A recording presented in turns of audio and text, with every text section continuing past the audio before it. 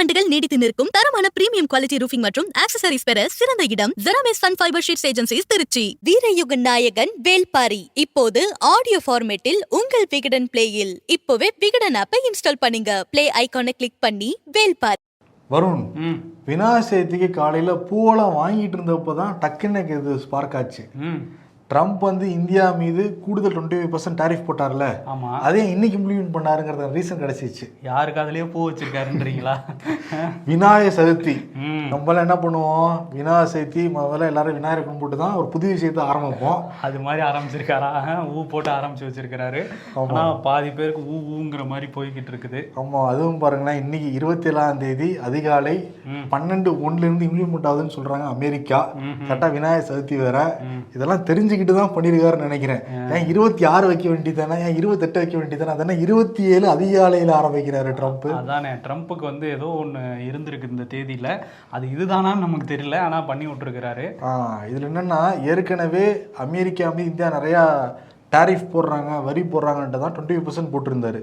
அப்புறம் ரஷ்யா கிட்ட நீங்க நிறைய ஆயில் வாங்குறீங்க, உக்ரைன் மீது தாக்குதல் நடத்துறதுக்கு நீங்க தான் பணம் கொடுக்குறீங்க இன்டைரக்டான்னு சொல்லிட்டு இன்னொரு கூடுதல் 25%, மொத்தம் 50% வந்து போட்டிருக்காங்க இந்தியா மீது அமெரிக்கா. அமெரிக்கா 2 நாடு மீது தான் 50% டாரிஃப் வரைக்கும் வந்து போட்டிருக்காங்க. ஒன்று வந்து இந்தியா, இன்னொன்று வந்து பிரேசில். ஆனால் சர்வதேச அரசியல் வந்து பாரு, ட்ரம்ப் ஜெயிக்கணும்னு சொல்லிட்டு பிஜேபிக்காரங்க தான் பல பேர் யாகம் நடத்தினாங்க, பூஜை போட்டாங்க.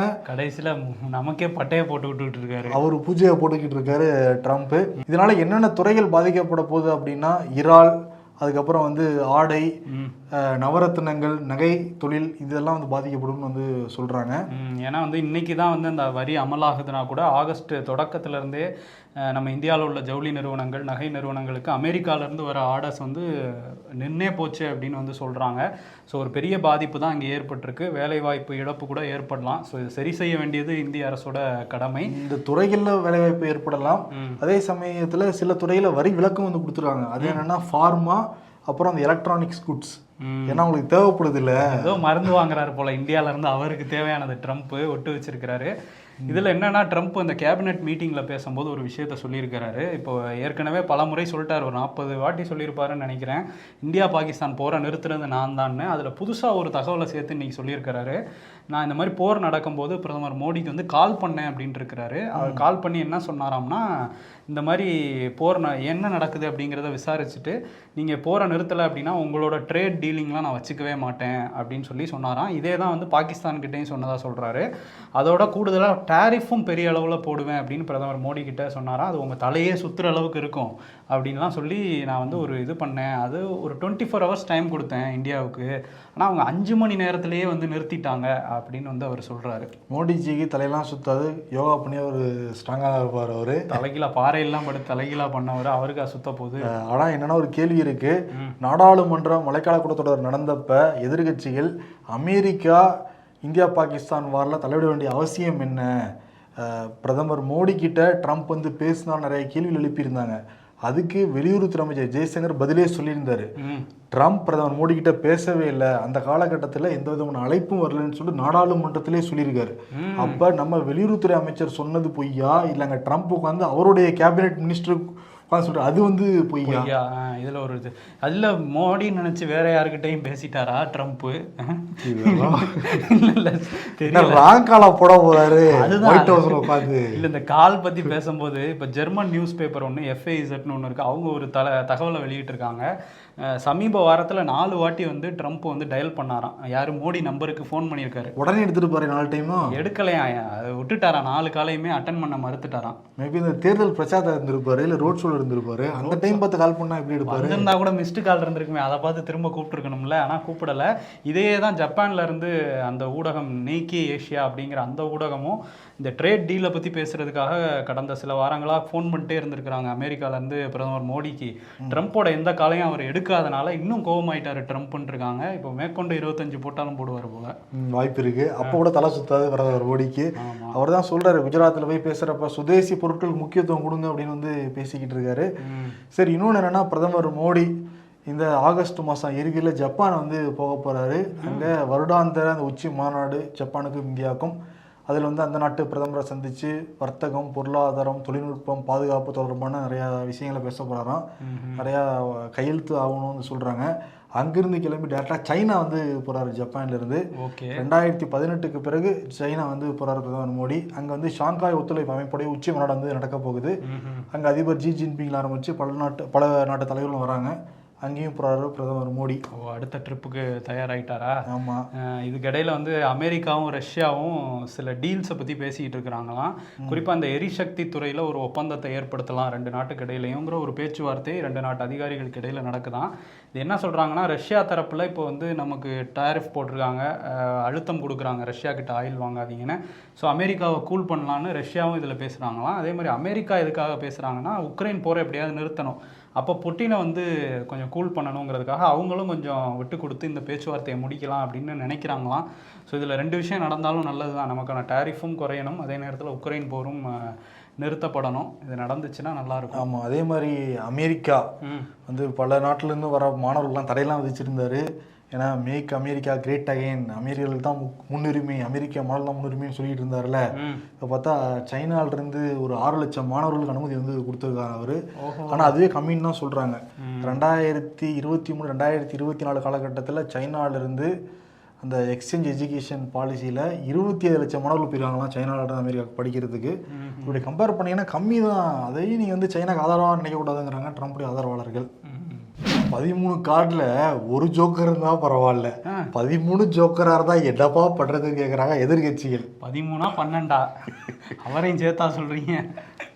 கார்டில் இருக்க எண்ணிக்கையை நான் சொல்கிறேன். ஓகே. என்னன்னா அந்த பிஎம் ஸ்ரீ பள்ளிகளில் போய் அனுராக் தாகூர் என்ன பேசியிருந்தார் அப்படின்னா, விண்வெளிக்கு போன முதல் நபர் அனுமன்ஜி தான் சொல்லியிருந்தாரு. நிறையா எதிர்ப்புலாம் வந்தது. இப்போ அதுக்கு இணையாக ஒருத்தர் வந்து பேசியிருக்காரு. இணை அமைச்சர் யாருமா? இல்லை, இவர் மத்திய அமைச்சரே. மோடிக்கு நிகரானவர், சொல்லப்போனால் மோடிக்கே சீனியர் இவர், சிவராஜ் சிங் சௌஹான். வந்துட்டாரா? என்ன சொல்கிறாருன்னா, ரைட் பிரதர்ஸ் விமானத்தை கண்டுபிடிக்கிறதுக்கு முன்னாடியே நம்ம நாட்டில் புஷ்பக விமானம் எல்லாமே இருந்திருக்கு. அதுல எல்லாமே மன்னர்கள் தேவர்கள்லாம் பறந்து போயிருக்காங்க. அதே மாதிரி இப்பதான் ட்ரோன் ஏவுகணை எல்லாம் இருக்கு. அந்த காலகட்டத்திலயுமே ட்ரோன் ஏவுகணை எல்லாம் இருந்திருக்கு அப்படின்னு பேசுறாரு. எங்க பேசுறாரு தான் ஹைலைட்.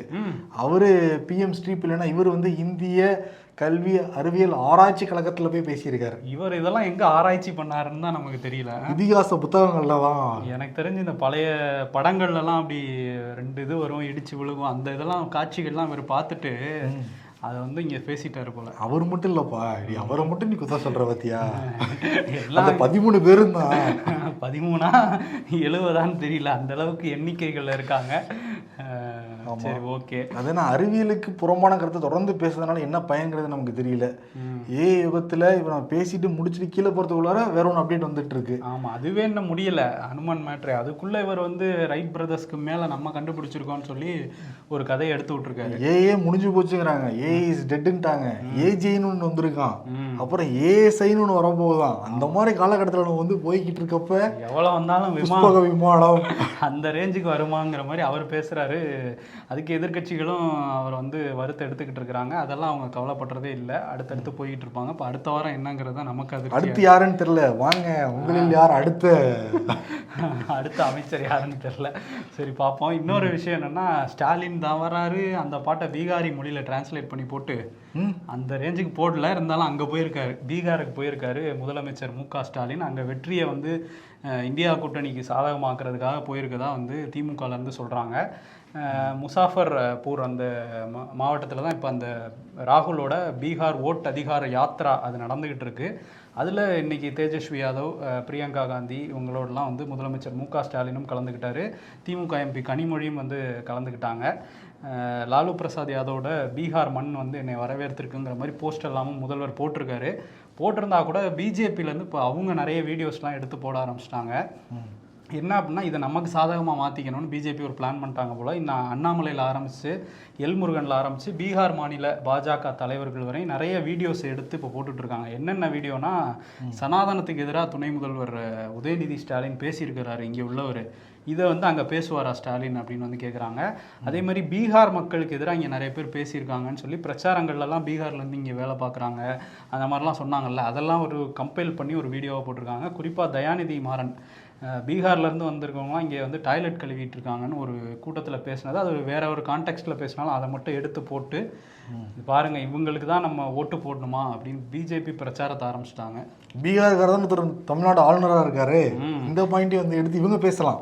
ஆமாம் பேசலாம், அது இருக்காரு என்ன பண்ணுறாரு, சும்மா தானே இருக்காரு. ஆனால் என்ன ஒரு வித்தியாசம் பார்த்தியா, பீகாரில் தான் வந்து பிரசாந்த் கிஷோரே இருக்காரு, அவர் தான் போட்டு கொடுத்த பாட்டு அது, ஸ்டாலின் தான் வராரு அப்படின்னு இப்போ பிரசாந்த் கிஷோருக்கு எதிராகவே அங்கே போய் பாட்டு பாட ஆரம்பிச்சிருக்காரு அவர். ஆமாம் ஆரம்பிச்சிருக்கிறாரு, அது யாருக்கு சாதகமாக முடியும்லாம் ரிசல்ட்டில் தான் தெரியும். ஆமாம். இன்னொரு பக்கம் என்னன்னா, உள்துறை அமைச்சர் அமித்ஷா துணை குடியரசுத் தலைவர் தேர்தல் நடக்க போகுது, அதில் வந்து பாஜக என்டிஏ சார்பாக சிபி ராதாகிருஷ்ணன் நிற்க போகிறாரு. அதே மாதிரி இந்தியா அலையன்ஸ் சார்பாக சுதர்சன் ரெட்டி முன்னாள் உச்சநீதிமன்ற நீதிபதி வந்து நிற்கிறாரு. அவர் வந்து ஒரு நக்சல்னு சொல்லிட்டு அமித்ஷா விமர்சனம் வந்து பண்ணியிருந்தாரு. அதற்கு 18 முன்னாள் நீதிபதிகள் கண்டனம் தெரிவிச்சிருந்தாங்க. இப்பெல்லாம் அந்த நீதிபதியை விமர்சிக்க கூடாது அப்படின்லாம் சொல்லியிருந்தாங்க. இப்போ அந்த 18 நீதிபதிகளுக்கு எதிராக 56 நீதிபதிகள் எதிர்ப்பு வந்து தெரிவிச்சிருக்காங்க. குஜராத் நீதிபதிகளா? இல்லை, ஆல் ஓவர் இந்தியா ஃபுல்லாக இருக்காங்க. அதில் குறிப்பாக வந்து சொல்லணும்னா ரஞ்சன் கோகாய் உச்சநீதிமன்ற முன்னாள் நீதிபதியாக இருந்தவர், எம்பி. அதே மாதிரி சதாசிவம் அவரும் உச்சநீதிமன்ற முன்னாள் நீதிபதியாக இருந்தவர். இவங்கெல்லாம் வந்து என்ன சொல்கிறாங்க அப்படின்னா, அரசியல் வேற இது வேற, அரசியல் பண்ணணும்னா அது வேற இதில் நீங்கள் வந்து பண்ணணும், இது ரெண்டையும் வந்து முடிச்சு போட்டுலாம் வந்து பேசக்கூடாதுன்னு இருக்காங்க. ரஞ்சன் கோகாயா ஒரு அரசியல்வாதி தான், எம்பி தான் அவர். இல்லை, அது அவரே இதில் கையெழுத்து போட்டிருக்காரு. அமித்ஷாவுக்கு சொல்கிறாங்களா அரசியலை ஏன் நீதித்துறையோட இணைக்கிறீங்கன்னு?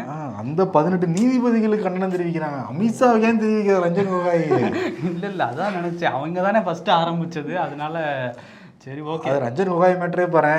ரஞ்சன் கோகாய் மேலே அவங்க கூட பணியாற்றிய ஒரு பெண்ணே பாலியல் புகார் வந்து கொடுக்குறாங்க. அது அவரே வந்து விசாரிக்கிறாரு. அப்புறம் பாலியல் குற்றச்சாட்டு இல்லைன்னு வந்து ப்ரூவ் பண்ணுறாங்க. அப்புறம் அந்த அம்மா வேலைக்கு வச்சுக்கிறாங்க.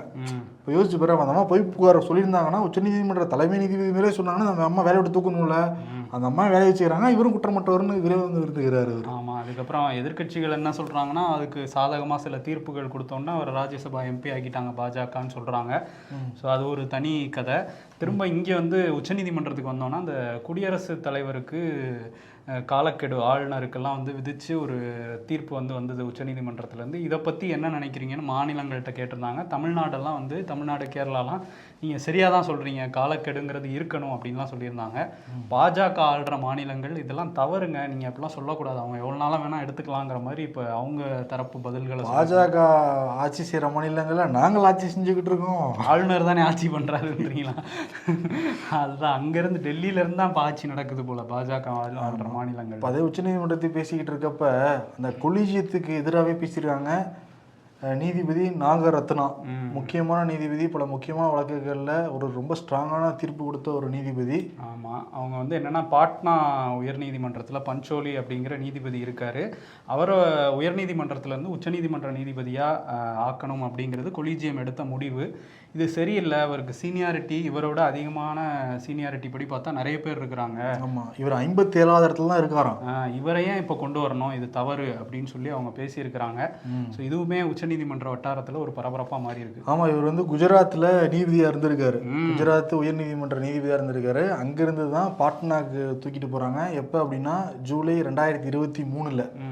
அப்போ 2001 2 வருஷத்துல திருப்பி இங்கே கூட்டிகிட்டு வராங்க. அப்படின்னா இந்த மாதிரி தான் பல நீதிபதிகளை இப்படி பைபாஸ் பண்ணி கூட்டிகிட்டு வராங்க, டக்குன்னு ப்ரொமோஷன் வந்து கொடுக்குறாங்க. குஜராத் டு பீகார், பீகார் டு டெல்லின்னு வண்டியை வளைச்சிருக்கிறாங்க. அதுதான் அவங்க கேள்வி கேட்குறாங்க.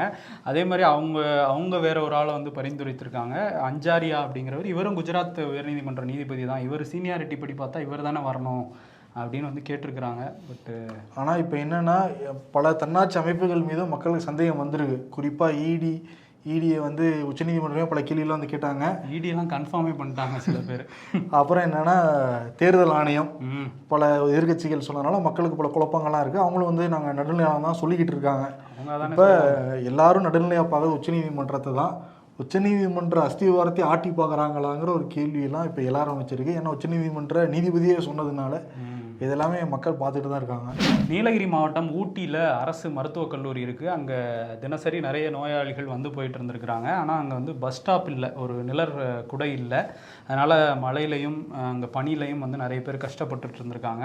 ரொம்ப நாள் கோரிக்கை வச்சதுக்கப்புறம் இப்போ ராசா அந்த தொகுதி எம்பி வந்து அவரோட நிதியிலேருந்து அங்கே ஆப்போசிட் சைடும் எதிர் சைடில் பஸ் ஸ்டாப் வந்து கட்டி கொடுத்துருக்குறாங்க. அது விஷயம் தானே. ஆமாம், அதில் என்னென்னா அது ஒரு மேலேயும் கீழே சைட்லேயும் தகரம் போட்ட மாதிரி தான் இருக்குது. இது திறப்பு விழாக்கு பயங்கரமாக செலவு பண்ணியிருக்காங்க அப்படிங்கிற குற்றச்சாட்டும் இருக்குது. ஏன்னா அதிகாரிகள் கட்சி நிர்வாகிகள்லாம் கூப்பிட்டு வந்து தோரணம்லாம் கட்டி அதை வந்து திறந்து வச்சுருக்கிறாங்க 2 பஸ் ஸ்டாண்டை. இப்போ எவ்வளோ செலவாச்சுன்னா இது ரெண்டுத்துக்கும் சேர்த்து ஆப்போசிட்டில் கட்டினதில் 12 லட்சம் ஆச்சு அப்படின்னு சொல்லியிருக்கிறாங்க. இந்த தகரத்துக்கு எதுக்கு 12 லட்சம்னு அந்த பகுதி மக்களே வந்து இப்போ பேச ஆரம்பித்ததுனால நம்ம நிருபர் சதீஷ் ராமசாமி பொதுப்பணித்துறையோட பொறியாளர் ரமேஷுக்கு கால் பண்ணி கேட்டிருக்காரு, இந்த மாதிரிலாம் குற்றச்சாட்டு வந்து வருது, நீங்கள் என்ன சொல்கிறீங்கன்னு. 2023 ஒரு பஸ் ஸ்டாண்டு இந்த மாதிரிலாம் கட்டியிருக்காங்க அந்த பகுதியில். அதுக்கே 5.9 லட்சம் ஆச்சு. இப்போ கொஞ்சம் 10,000 ரூபா தான் கூட ஆயிருக்கு 2 வருஷம் கழிச்சு. தரமாக கட்டியிருக்கோம், எந்த பிரச்சனையும் இல்லை அப்படின்ட்டு இருக்காராம் அவர். பட் விளம்பரத்துக்கு தான் செலவாயிடுச்சுங்கிற மாதிரி சொல்கிறாங்க. 5 லட்சம் தான் இதுக்கு, தகரத்துக்கு 5 லட்சம் தான் ஆயிருக்கு. தகரத்துக்கு 5 லட்சமா இல்லை 1 லட்சம், இதுக்கு 5 லட்சமா நமக்கு தெரியல. இப்படிதான் இருக்கு. எல்லாம் பப்ளிசிட்டியா இருந்தா என்னதான் பண்றது. ஓகே, அடுத்து டெலிஃபோன் பூத் மாதிரி கட்டி திறப்பு விழா பண்றது கூட அதோட அதிகமாக செலவு பண்ணாலும் ஆச்சரியப்படுறதுக்கு இல்லை தமிழ்நாட்டில். இன்னொன்னா விஜய் மாநாடு நடந்தது ஆகஸ்ட் 21ஆம் தேதி. அந்த ரேம்ப் வாக்கில் விஜய் நடந்துட்டு வர்றப்பவே நிறைய பேர் அணில் மாதிரி தாங்கினாங்கல்ல.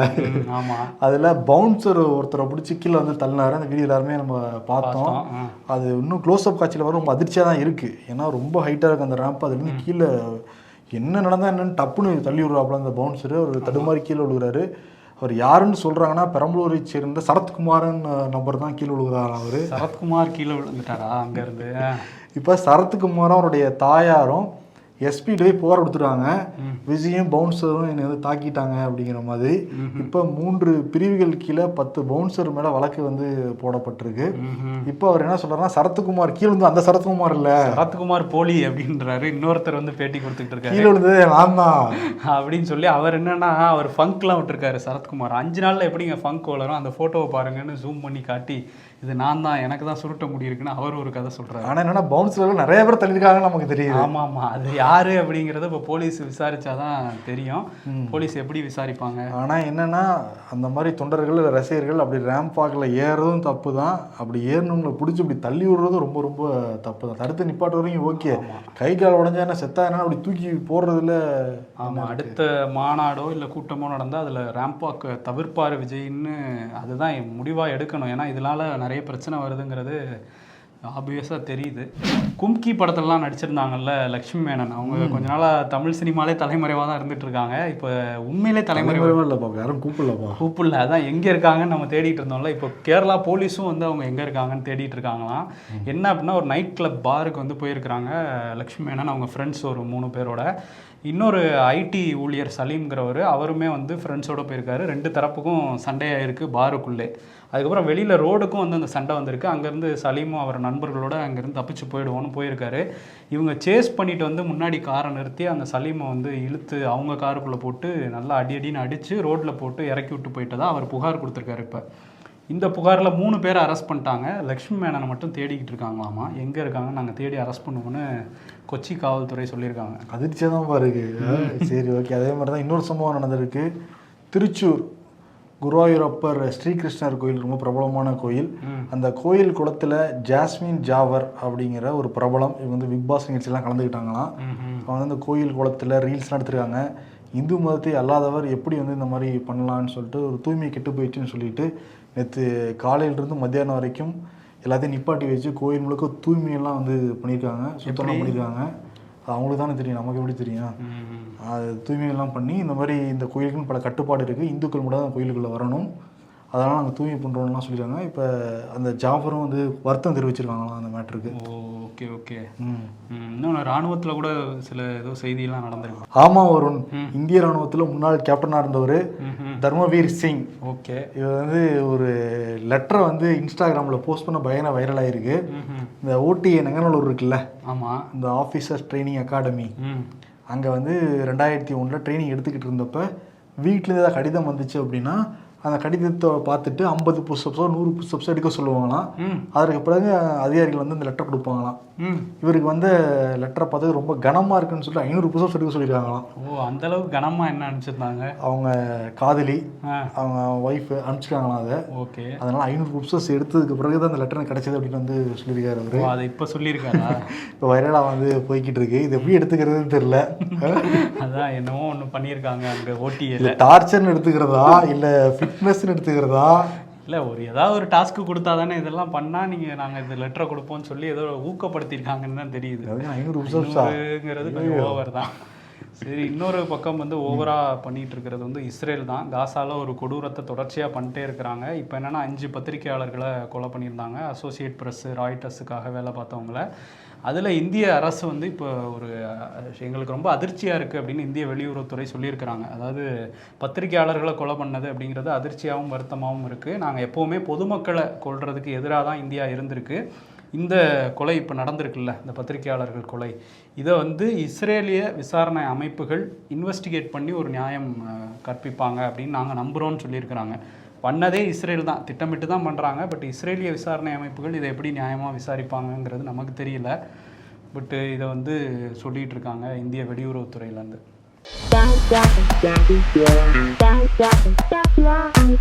சிலர் பணம் இருந்தால் தான் லக்ஸூரியஸ் லைஃப்னு நினைக்கிறாங்க. உண்மையில் பிரச்சனை இருந்தாலும் படுத்த உடனே தூங்குறான் பாரு, அவனுக்கு தான் உண்மையான லக்ஸூரியஸ் லைஃப். 100% உண்மை.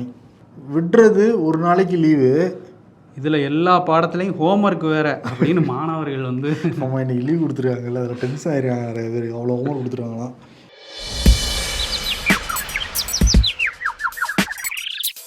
சேர்களுக்கு சின்ன சேதாரம் கூட வராமல் பத்திரமாக ஒப்படைக்கும் ஒரே கட்சி தமிழக பாஜக தான் நயினார் நாகேந்திரன் சொல்லியிருக்காரு. இதெல்லாமா ஒரு பெருமை? அப்படி இன்னொரு கட்சி இருக்கு.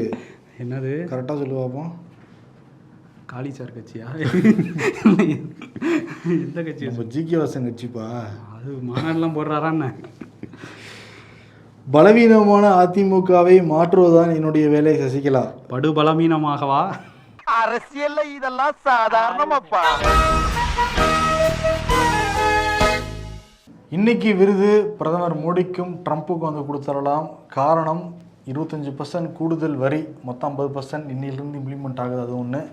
4 டைம் ஃபோன் போட்டாங்க, பிரதமர் மோடி எடுக்கலை அப்படின்னு செய்திகள்லாம் வருது. இதெல்லாம் சேர்த்து, ஏன்னா இங்கேயும் பேசுனாங்க, அமெரிக்காவிலேருந்து ஒரு குழு இந்தியாவுக்கு வர மாதிரி இருந்தது. இந்த 25% டேரிஃப், அந்த 25% டேரிஃபை குறைக்கிறதுக்காக அந்த குழு என்னாச்சுன்னே தெரில, வரவும் இல்லை இந்தியாவுக்கு.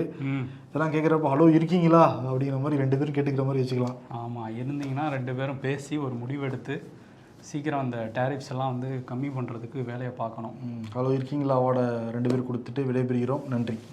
Sound proof, fire proof, heat resistance, உங்களின் ரூஃபிங் சார்ந்த தேடல் எதுவாக இருந்தாலும் அவை அனைத்தும் ஒரே இடத்தில். திருச்சியின் நம்பகமான மொத்த விற்பனையாளர் Jeramis Sun Fibre Sheets Agencies, Trichy. வீரயுக நாயகன் வேல்பாரி இப்போது ஆடியோ ஃபார்மேட்டில் உங்கள் விகடன் பிளேயில். இப்போவே விகடன் ஆப்பை இன்ஸ்டால் பண்ணுங்க. பிளே ஐகானை கிளிக் பண்ணி வேல்பாரி